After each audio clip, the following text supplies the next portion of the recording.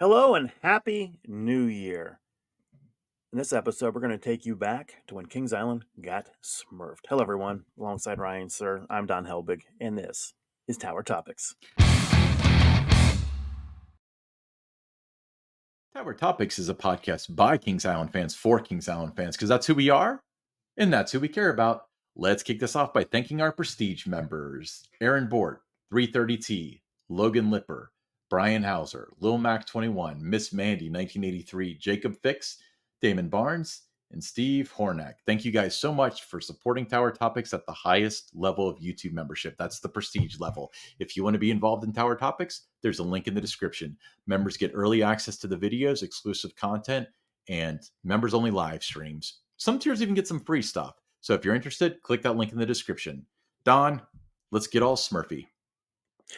Well, Ryan, this one is going to conjure up some memories for some longtime Kings Island fans, especially if you were fans of Kings Island in the 1980s. But, Kings Island was smurfed in the summer of 1983 as the Smurfs. Remember those little enchanting little blue cartoon people? They were only about 3 apples high. They came to life at the park for 2 weeks, August 22nd through September 5th of 1983. And what they did was they gave families this first time opportunity to meet the internationally popular characters in person. The Smurfs were featured in the original musical production Smurfs Are Coming. That was a key name, as as Kings Island guests, were to discover in the park's International Showplace Theater. In addition, if you were 12 and under, you received a free colorful Smurf poster. The Smurfs show featured Papa Smurf, Smurfette, Clumsy, and Vanity. Plus, Kings Island's live show performers were in this show with the Smurfs. The lighthearted tale it involved the Smurfs' search for a new home and lasted approximately 15 minutes. Now, in between the shows, the Smurfs they could be seen walking all over Kings Island. I remember being in line, for the racer and circling through, and then out in the midway, there's the Smurf characters walking around, meeting and greeting park guests. So they were all over the park. And then at that time, you may recall, Ryan, you won't, but other listeners, the Smurfs were a top rated NBC Saturday morning show produced by Hanna-Barbera Productions. It was a division of Taft Broadcasting, which operated Kings Island at the time. And the Smurfs appeared at all four Taft parks that summer in conjunction with their 25th anniversary celebration of their creation in Belgium. So, in addition to Kings Island, the Taft Parks at that time included Kings Dominion, Carowinds, and Canada's Wonderland. So, they're all getting smurfed at this time of the year. And then in 1984, the Smurfs were fully integrated into Kings Island. You guys may recall the Enchanted Voyage was refurbished to the Smurfs Enchanted Voyage. I'll have the full story coming up in a couple of weeks on Theme Parks by Don. I think it's a nice story on how the Smurfs came to be at Kings Island. Ryan, what do you recall about the Smurfs? I know very little about the Smurfs. I've heard they're an allegory for communism. I don't know if that's true or not, but yeah, it's the only thing I really know about the Smurfs in terms of Kings Island is that the Phantom Theater was the Smurfs Enchanted Voyage, but this was not that. This was not an announcement of Smurfs Enchanted Voyage. It was not. It was just, the giveaway was Smurfs Are Coming, the name of that show. Mhm. So it told guests something was happening. I remembered, earlier that summer, Tap Broadcasting had put out a release about the Smurfs and they were going to involve them in their parks. And then, you didn't hear anything about it. And then, you know, calendar turns to August. Now, at this time, Kings Island was open daily throughout August until Labor Day. So it was something that was used. They used to have what they called, a dead week. And those were the days I could rack up, 70, plus rides a day on the Mhm. racer. I look forward to those days. But that was, to kind of help drive some traffic to the park. They brought in the Smurfs. They were immensely popular at that time. I remember the show, seeing it in the International Showplace, seeing them walking around the park. Uh, didn't really fully know what that was going to mean in terms of how they were going to be integrated into the park in 1984, other than I was, told that, the Smurfs are going to, be joining Fred Flintstone and Scooby Doo and all the other characters as a big part of Hanna-Barbera land. And then I come to learn near the end of the season that the Enchanted Voyage is going to be uh, transformed into the Smurfs Enchanted Voyage. Now that bothered me because that was one of my favorite rides. The Enchanted Voyage, just loved that. All those cartoon characters that I grew up with, being part of that. So I didn't know how to really take that. They did a nice job with that integration. I mean, it was still a great ride. Uh, there are a lot of Kings Island guests to this day. They attribute the blue ice cream to the Smurfs. Not true. Blue ice cream was introduced 2 years earlier in 1982. It was Huckleberry Hound, ice cream at that time. But it just kind of, it didn't really take off until the Smurfs because everybody saw it right across from the Smurfs Enchanted Voyage and just kind of assumed that was, how it all really began with the blue ice cream. But, I remember the characters at the park. They did kind of blend in nicely with the characters that were out there. Guests loved them. You'd come in the park in the morning and the Smurf characters were there on International Street, in front of the fountain, greeting guests and things. And, uh, so it was very much a part of most of the 1980s from 1984 on that the Smurfs were there at Kings Island. I know so little about the Smurfs. I really do. I wish I could like. Well, you're going to have to read my blog then. When I publish that story, I'll send you a text and let you know that it's there. But I'll kind of detail how this, came to be and, that transformation into the Enchanted Voyage. But it's just part of the, one of the first things that I would say I noticed in terms of change at Kings Island.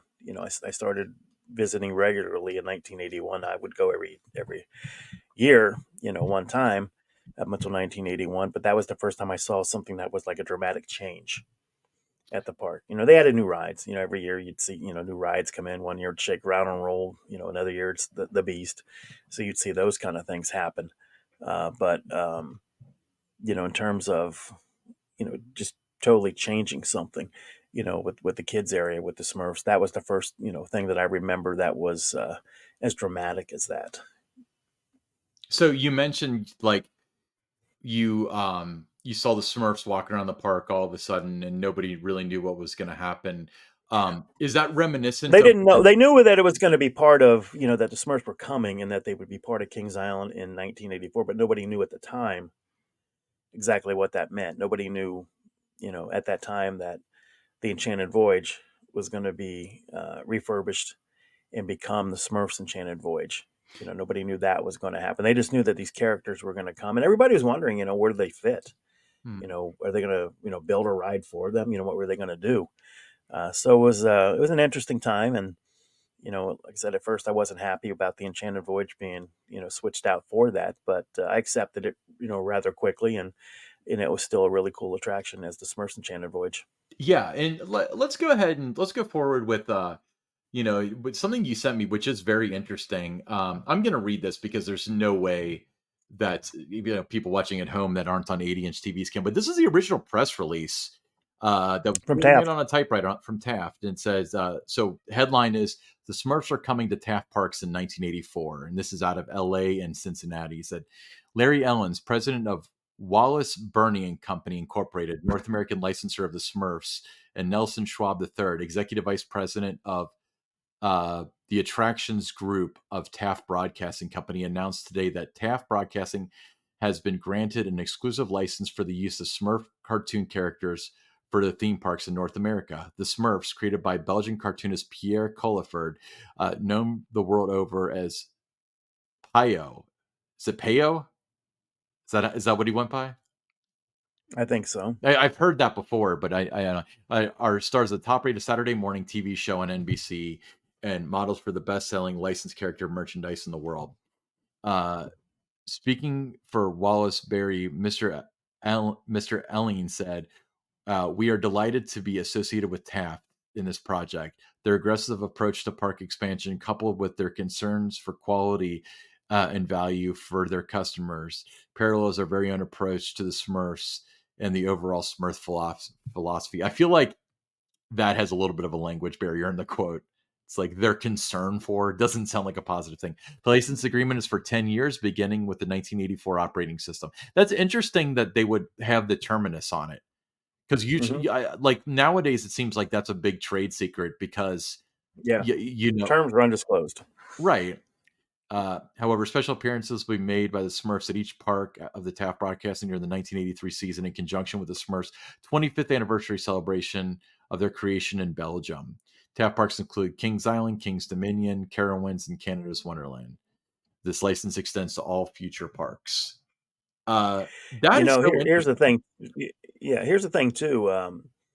So 1984, the Enchanted Voyage has been refurbished to the Smurfs, Mhm. but that wasn't the lead story for 1984. It was King Cobra was opening.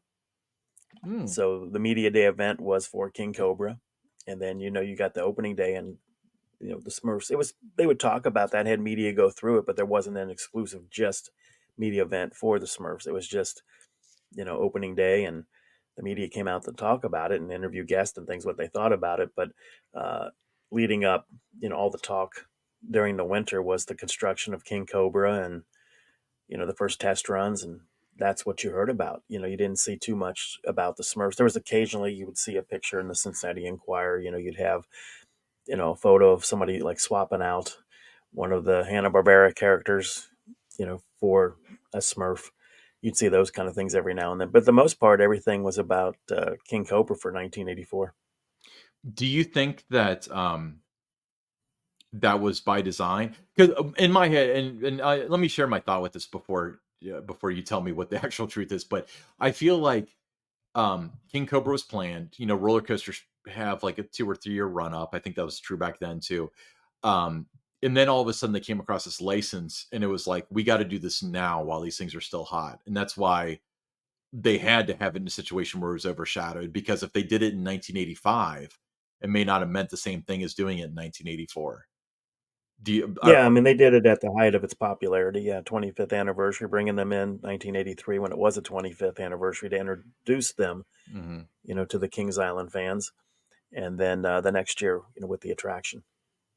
Yeah, very cool. Do you have any memories of the Smurfs or anything like that you want to share before we move on? I mean, like other guests, I got pictures, with the Smurf characters, and uh, they weren't my favorite. It was still going to be, Scooby Doo was my favorite Hanna Barbera character, and the Flintstones and the Jetsons. So I was still, partial to them. But I thought the Smurfs, they were integrated well into the park, it was seamless, and it really seemed like they were there forever. I mean, it was one of those kind of things where. Um, there weren't hiccups, because it was nothing was removed other than the ride refurbished. So there wasn't like they got rid of all the Hanna Barbera characters, and like what happened with when it became uh, Planet Snoopy, and all of a sudden, here come the Peanuts characters, and then Scooby Doo and the others are gone. So it became one of those. The Nickelodeon would have been the other thing. Like it was Nickelodeon was the ones that kicked out the Hanna Barbera characters, for the most part.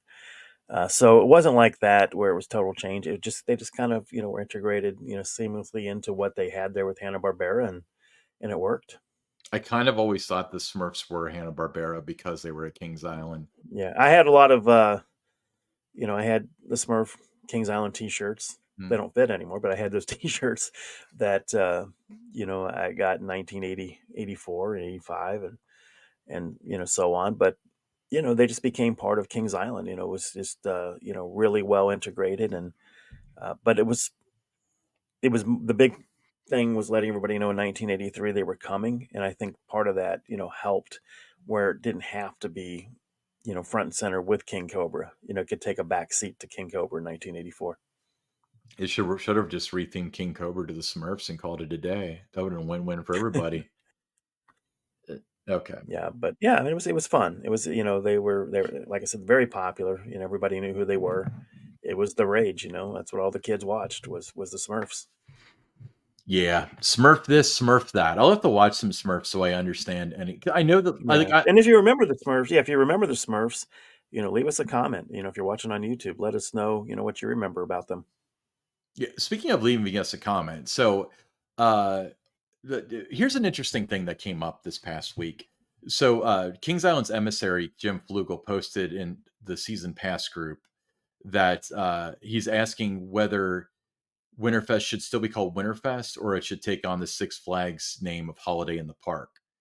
Um, just because he's interested, not that this was from the park, but so that's something we really want to hear in the comments, like Winterfest or Holiday in the Park. Like, which one do you prefer as the name of the event?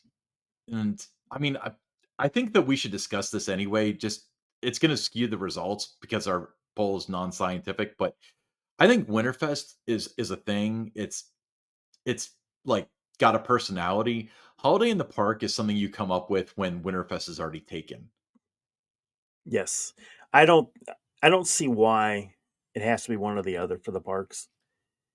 We do know that those discussions have taken place. Should it be, um, Haunt or the Six Flags branding? Should it be Winterfest or Holiday in the Park? The Six Flags branding.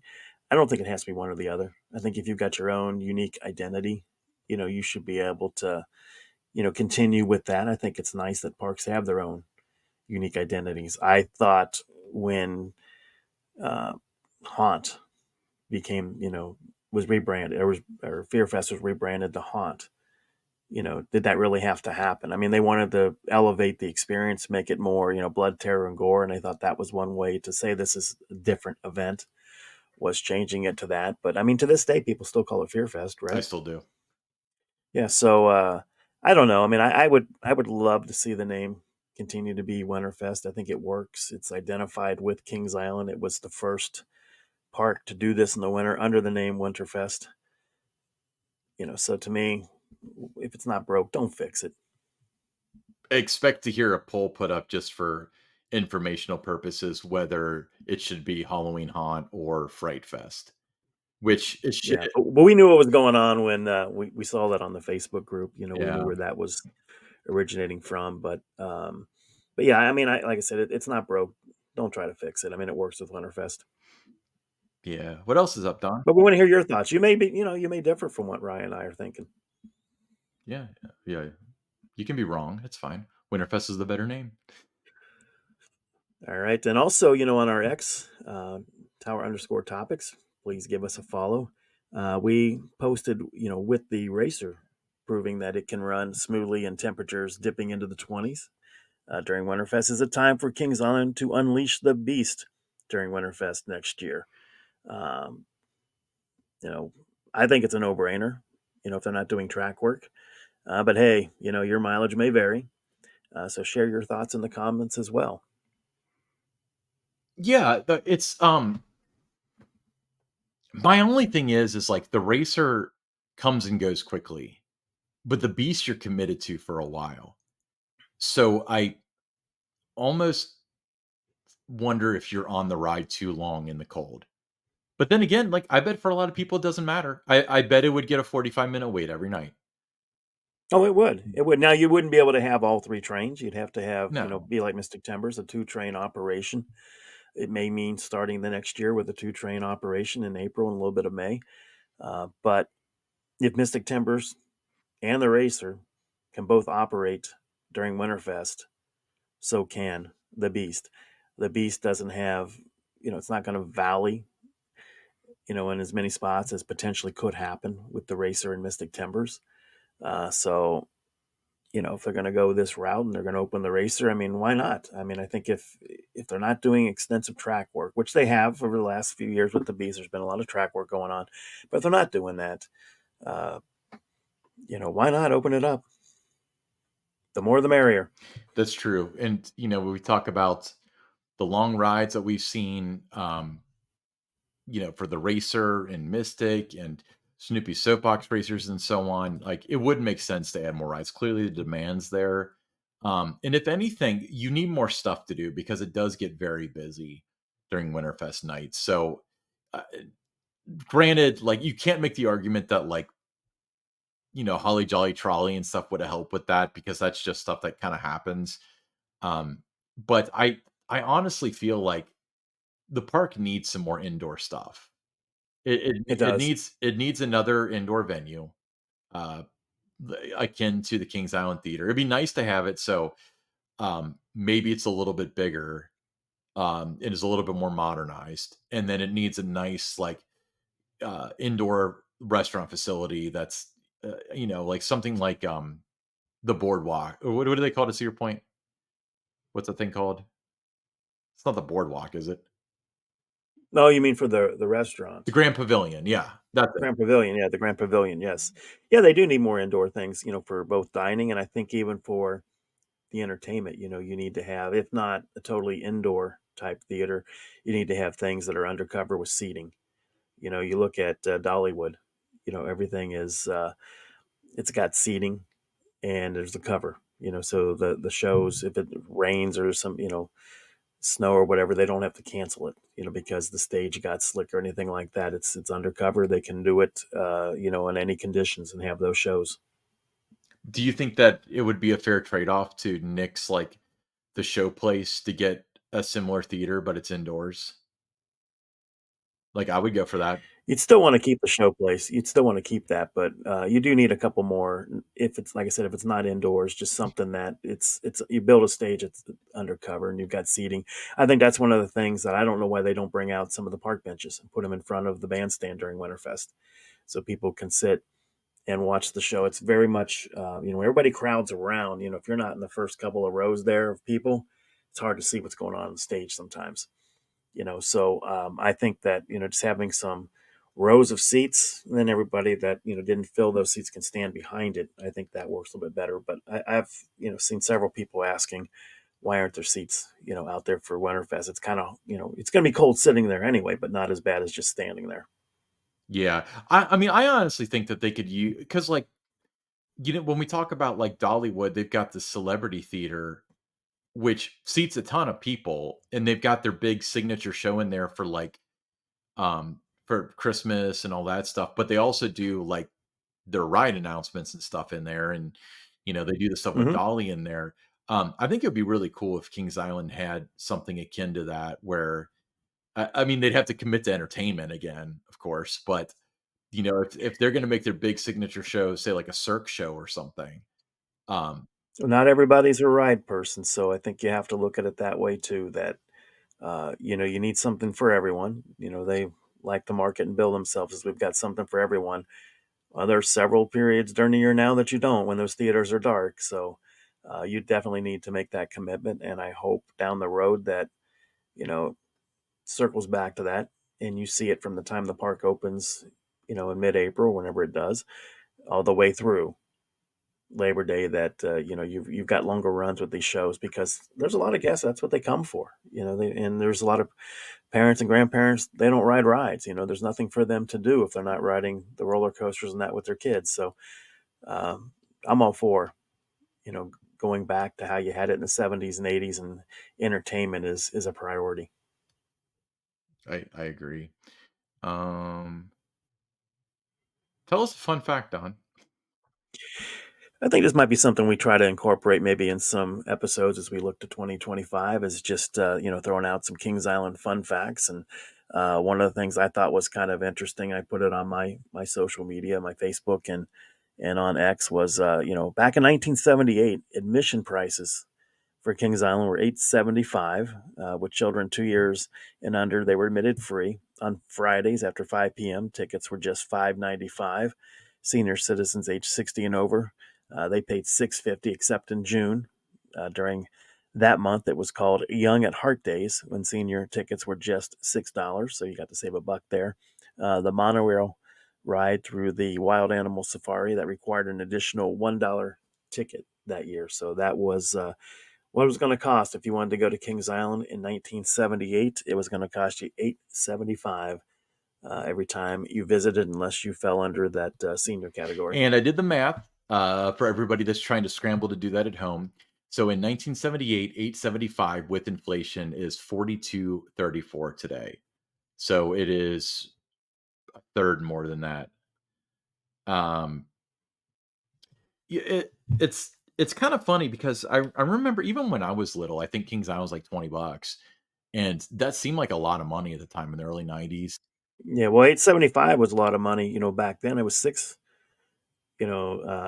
695 the first year, and I remember my dad not being happy about that. And 875, he kept talking about how the price keeps going up every year. You got to remember, 1978, they still had not introduced season passes. Mhm. So, if you wanted to go 10 times, it was going to cost you about 90 something dollars here with that 875 ticket price. There were people that did go that many times, but season passes didn't roll out till the next year in 1979. Yeah. Um,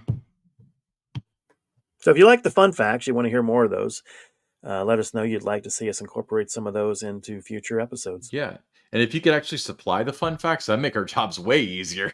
But Oh, I've got oh, hundreds I'm of fun sure you facts, do. Ryan. I've got, yeah, I mean, I've got treasure trove of those kind of things. We would never be short of Kings Island fun facts. Yeah, I mean, you've got a lot of facts, but how fun are they? That's my concern.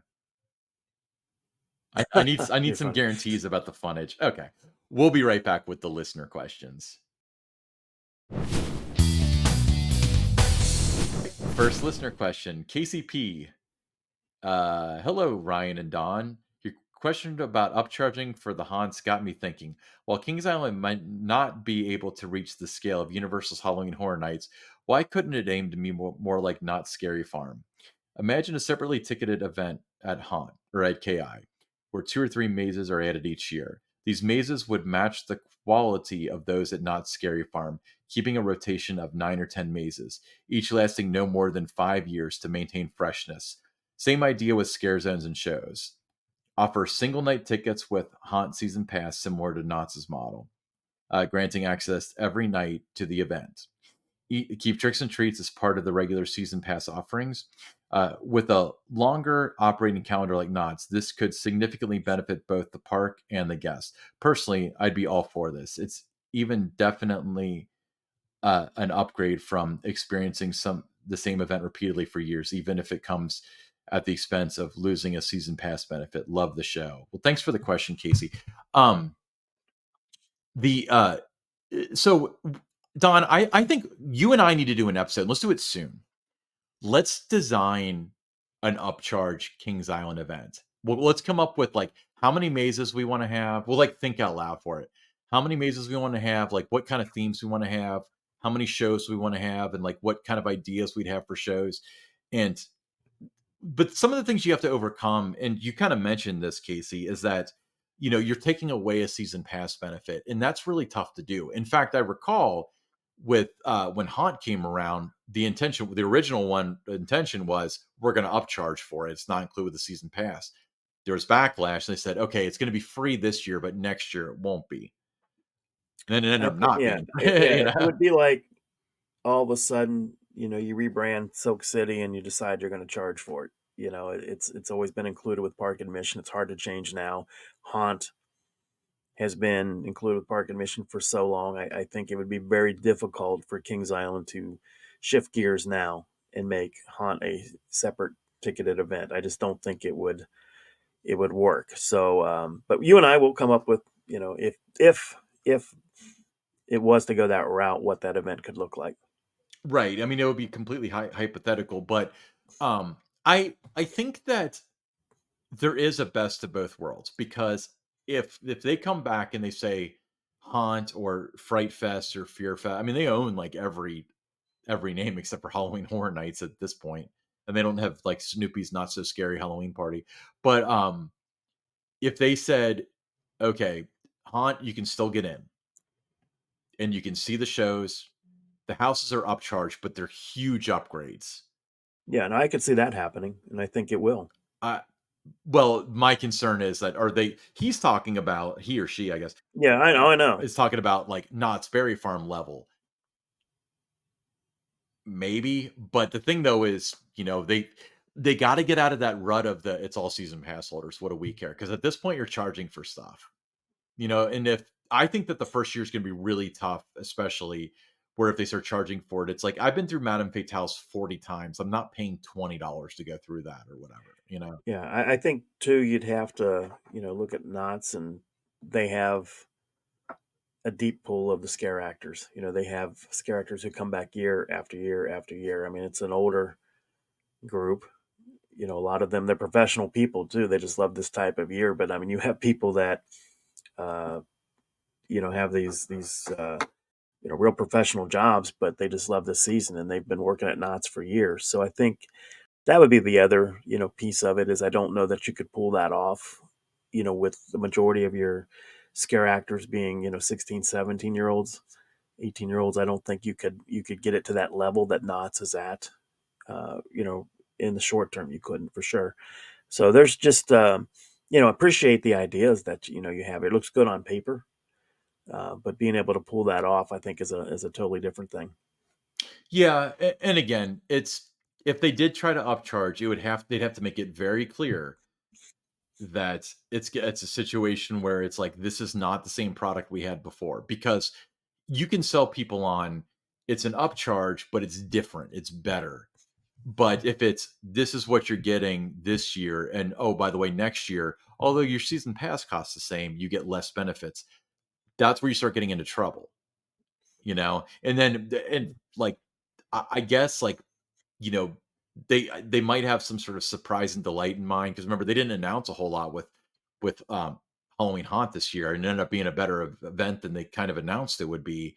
You can't do that with this. You would have to say like, we're going to have this pirate themed maze, and it cost $1 million to build, and it's going to have this many scare actors, and here's the theme, and like here's some behind the scenes stuff. I mean, it would have to be a real conceited effort, and I don't know if that I think that like as far as like shows and stuff, they they certainly have the technical ability with the lighting and stuff with the talent pool that they have to make a really good haunt show. In fact, they do. Even like the Doctor Nightmare trivia stuff has really cool lighting to it. Um, but writing original shows, there's one guy at the park. I'm afraid to name drop anybody because they'd get in trouble for being associated with us. But the the they've written haunt shows before, which are phenomenal. Right up there as far as seasonal are concerned. You're not going to top it. Um, the mazes and stuff are kind of like I've never seen a maze that's like mind blowing. Like some are better than others. We talk about Hotel Saint Michelle a lot. Um, that's a good start, but it would need something more for it to be worth people's money. It would have to be Yeah, a I mean, little yeah, bit I more mean, well Hotel done. St. Michelle's, yeah, it's certainly not the best um, indoor maze if it were at Knott's or some of these other parks. Yeah. So when we talk about, there's two facets to this, Casey. One is they'd have to come on because I really think they have the talent pool to make it a great event. Honestly, I don't even think the scare actors are that important. At horror nights, everything they do is in the can. They step on like a guitar pedal kind of thing, and it even if there's dialogue, they just mouth along with it. It works very well. So I don't think the scare actors are a meat point. I think that it's would they be willing to hire enough people to cover it so it's not two people in each maze come mid October. Would they be willing to staff enough people to put up and take down mazes and walls so it's not the same every year?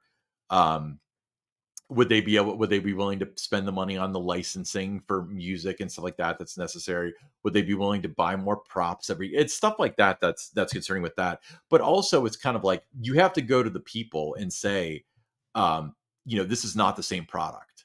Because I'll tell you this, if they charge $10 even for the mazes they have now, I'm not dropping $10 to go in those mazes. I've been through them a million times. But if it's every single maze is new, or at least half of them are new, I'll check it out you know but to make this sort of thing work, you'd have to charge $25 to go through the mazes, in which they all have to be fresh you know Yep. Nonsense. Don, what's the next question? Next one comes from Robbie R. from a little bit south of Saskatoon, pretty far away.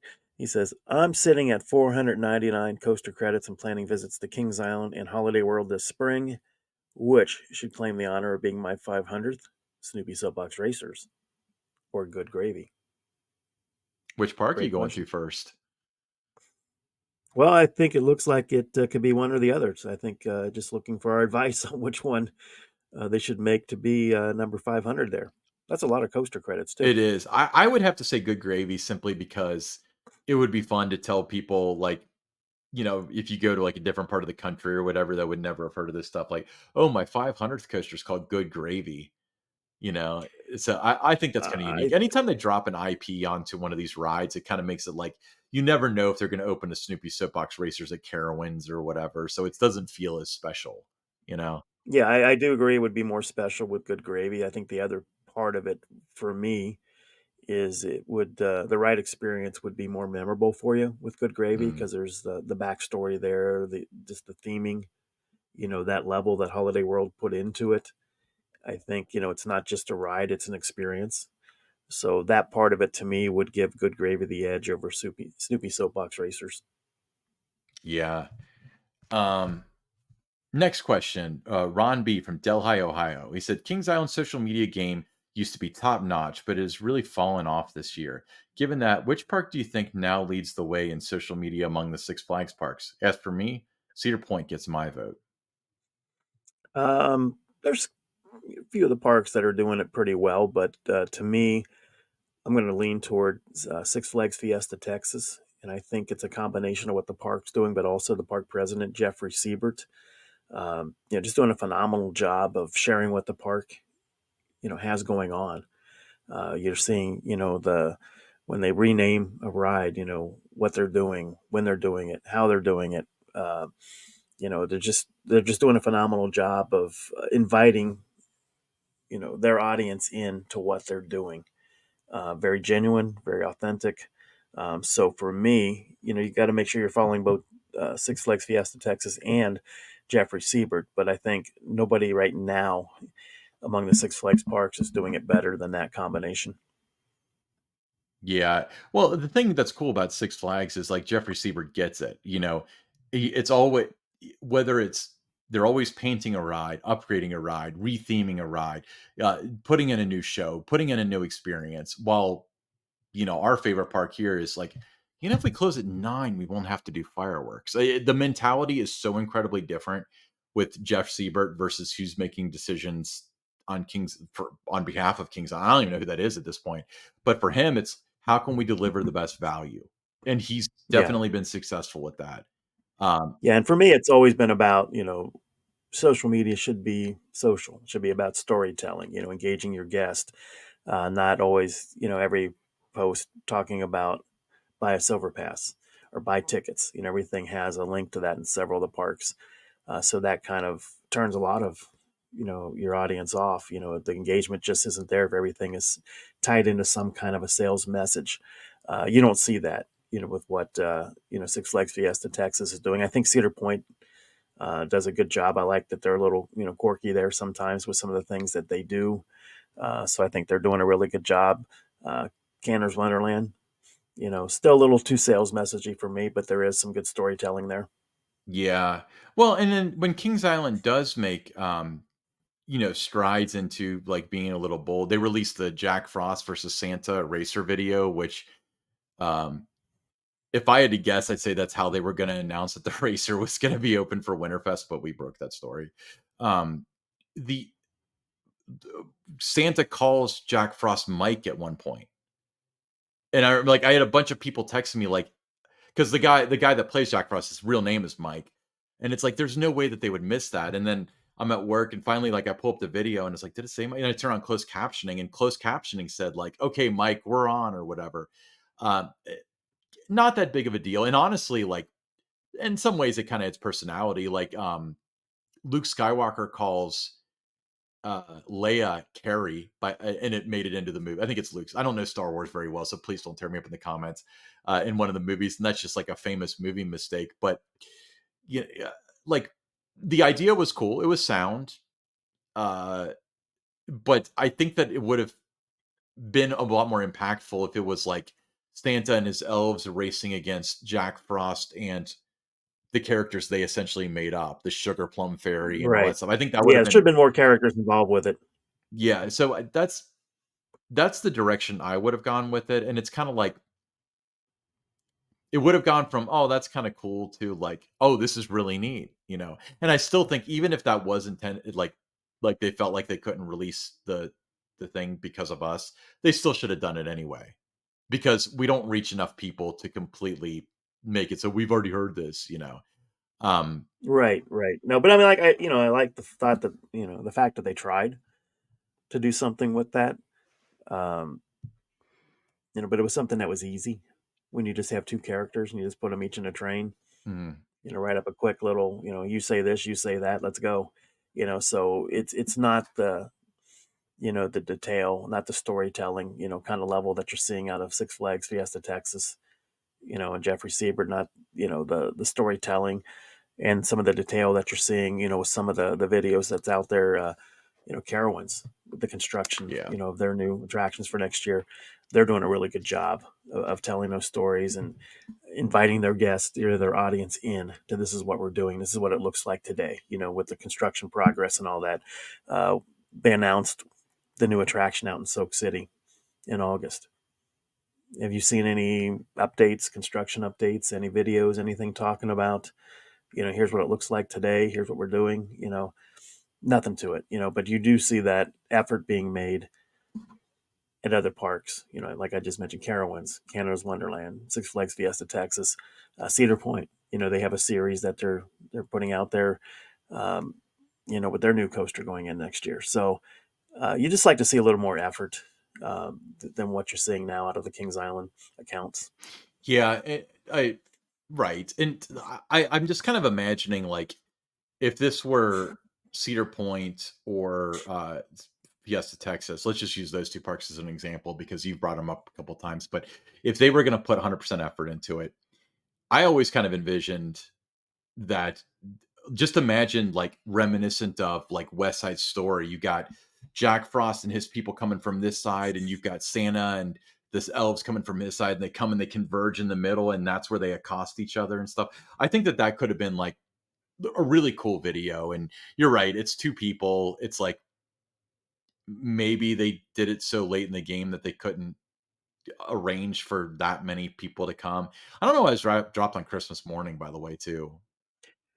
That's not a good day to drop any kind of video. It's one of your lowest engagement days of the year, at least until late in the evening. But I even put something on my social media channels just for fun, and I had several people reach out to me and they said, "Is that something that you could have worked into a video with Mike Kuntz at Kings Island as a holiday video?" And I mentioned, like, you're going to be visited by 3 Kings Island coaster spirits, Mhm. and you could have, um, you know, done it that way and had, like, made a video of Mike Kuntz being haunted by these coaster spirits. And I think that would be, kind of a fun video to do. And, maybe next year they can steal that idea, go ahead and do that. But people reach out, and, I know anytime you post stuff, people are reacting to it. And when I post stuff, people will say, "Hey, that would be cool for Kings Island to do." Um, but yeah, I just think, you're right. I mean, the engagement and the storytelling, things they do, the integration of blogs and stuff, not what it had been at Kings Island, what their audience is accustomed to. But there are other parks in the Six Flags chain that are doing it, very, very well. Okay. Next question. It's you. Next question is from David H. And he says, while working at Kings Island, we used to have a debate between us employees: is the Beast a boy or a girl? Normally, I don't personify roller coasters, but this one always interested me, since I only go to Kings Island to eat and ride the Beast typically. He says, I'm up to 678 rides on the Beast. Now, I believe the Beast is a male. And one of the facts that I have supporting this would be the attached promotional sign where Son of Beast was announced. He says, if the father scared the daylights out of you, wait until you meet the son. Just something fun to ponder at. Yeah, I've always looked at the Beast as being a male. What about you, Well, I Ryan? mean, I don't try to concentrate on pronouns the way that you guys do. No, I always thought of it as a male until I got a long-term girlfriend. Now I see the possibility of the beast being a female. Um, no, I'm just kidding. I think the beast, it's undeniable that the beast is a male. I mean, you're right. The father scared you, so the son did. You know, I don't know. It Yeah, never struck me as a female. Banshee is. It's the actually Banshee they advertised as the first female themed roller coaster. female inspired roller coaster, Yep. correct. So there you go. So Beast clearly wasn't. Oh, okay. Don, let's talk some t-shirts. Tower Topics t shirts. They are available in a Carolina blue, any size that you would need, just $22. That includes shipping. If you're interested in one, send us a direct message on our X, which is Tower_Topics. We certainly hope you follow us there. Or you can send me an email at donhelbig@themeparksbydon.com, at either one of those two avenues. We'll send you the QR code, and once the transaction goes through, it just takes a matter of days before you get your shirt. You'll absolutely love the shirt, very comfortable. The color looks good, the logo looks great. So join the growing number of people that have a Tower Topics t-shirt. Very cool. Yeah, $22 including shipping. I'm Ryan Sir, along with Don Helbig, and this is Tower Topics.